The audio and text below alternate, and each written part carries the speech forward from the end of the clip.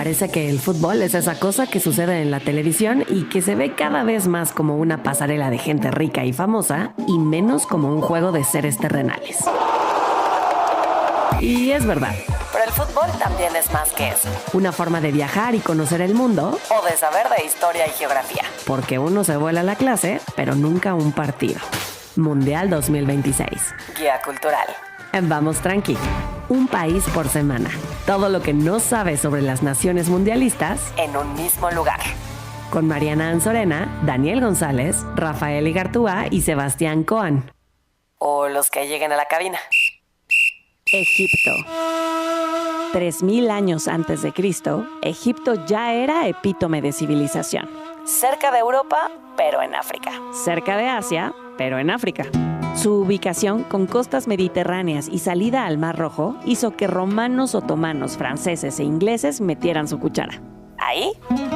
Hace 5000 años las personas interactuaban con los dioses en un sistema politeísta y de ahí salieron el papiro, el sistema postal y los sistemas de riego.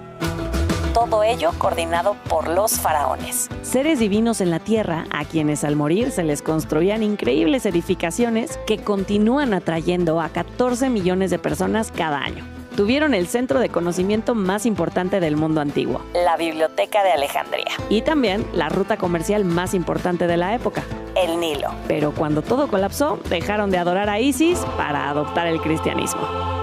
Hoy, Egipto es el país árabe más grande del mundo, el más exitoso en la historia de la Copa de África de Naciones de Fútbol y la casa de Mohamed Salah, la cuarta pirámide, como es conocido en el Cairo.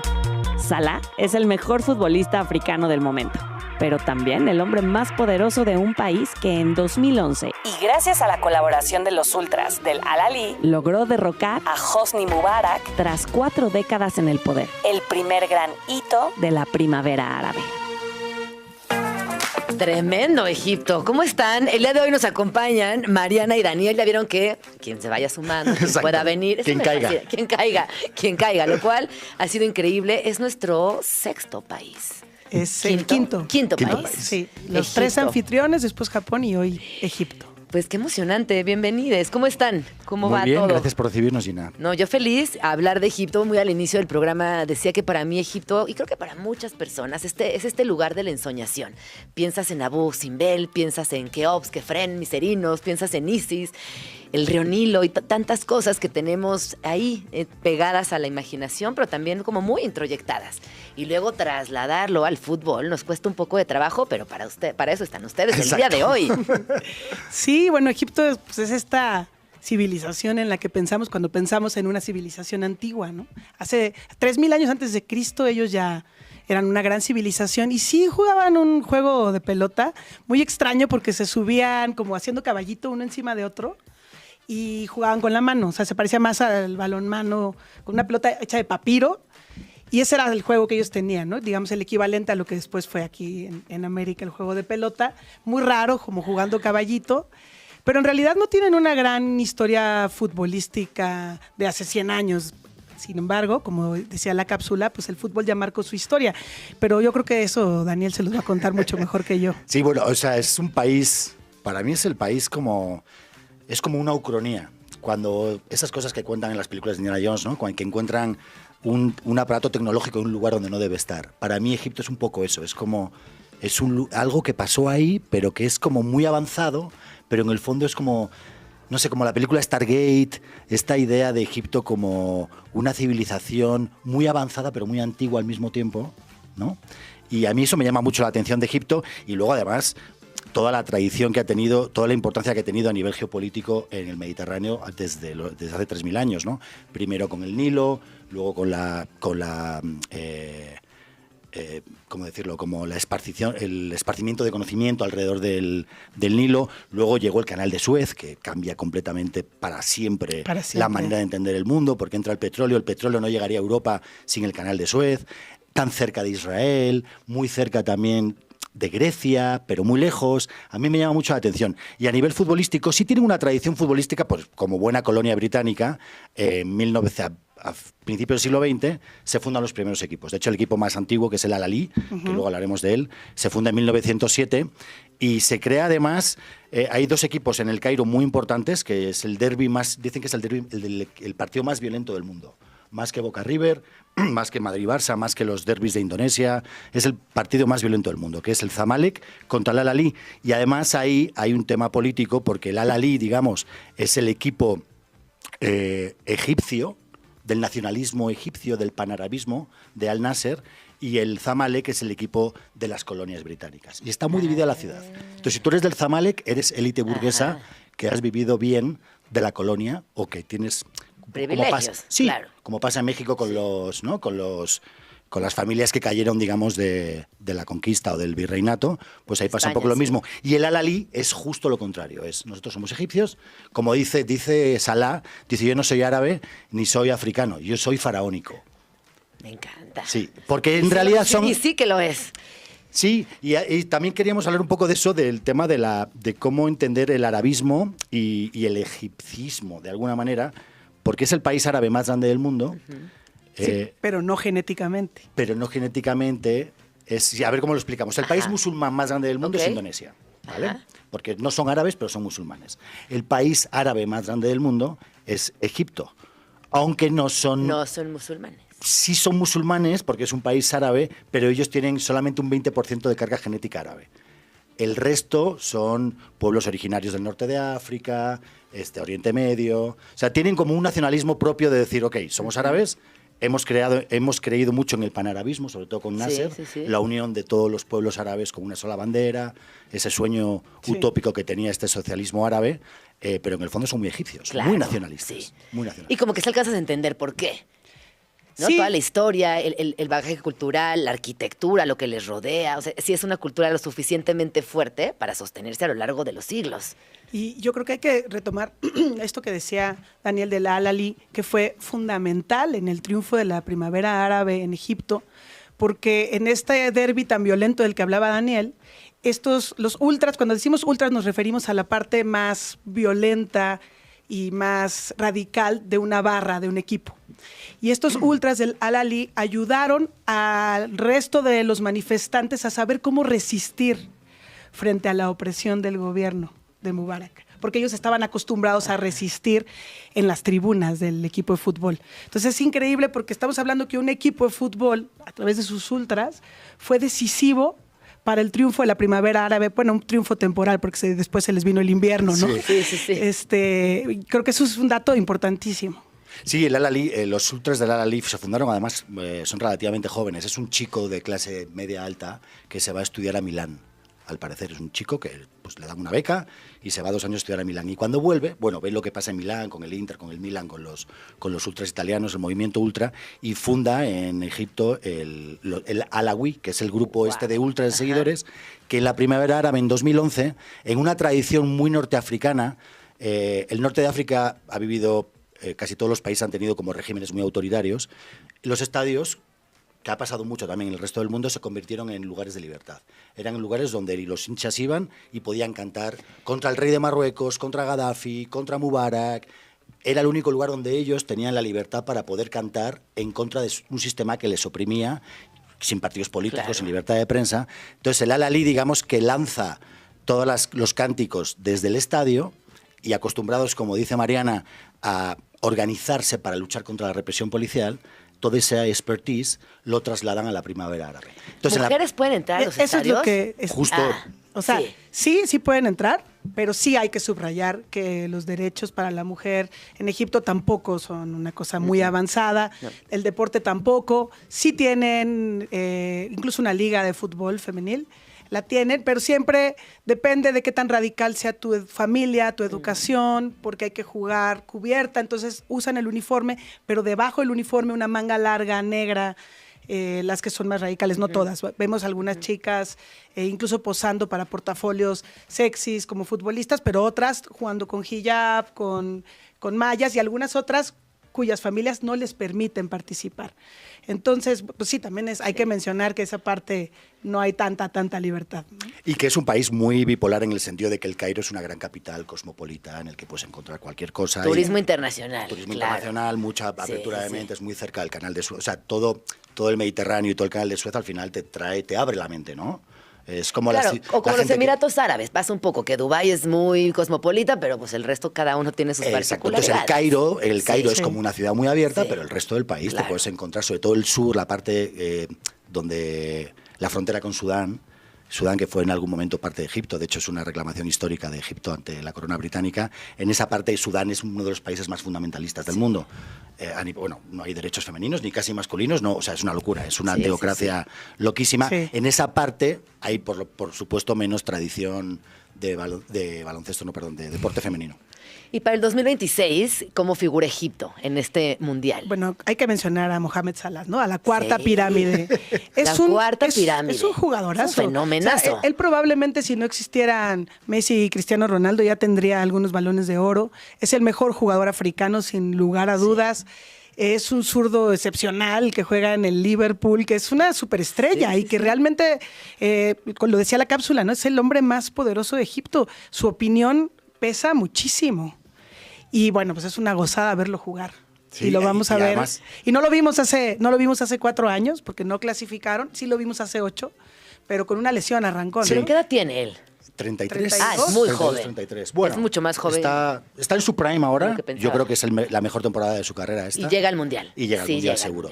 Sí, Egipto es una potencia, es una potencia. No, pero él llega al Mundial. Sí, él llega al Mundial, seguro. Sí, es una de las estrellas del mundo. O sea, es por edad y tal, sí. Top 10 de los 10 jugadores a seguir, así a nivel... Porque justo el otro día me preguntaba, ¿llegará Messi, por ejemplo? Sí, ¿También seguro. por edad? Sí, perfecto. Me quedo con eso. Entonces, más grande Messi, pero sí va a llegar y llega como yo creo que Messi es como su fiesta de despedida. Exacto. Y él también llega. Y Salah llega. Salah, que es como decíamos en la cápsula, el hombre más poderoso del país, sin lugar a ninguna duda. Qué fuerte eso, ¿no? Sí. Es una súper, una estrella que yo creo que no llegamos a dimensionar.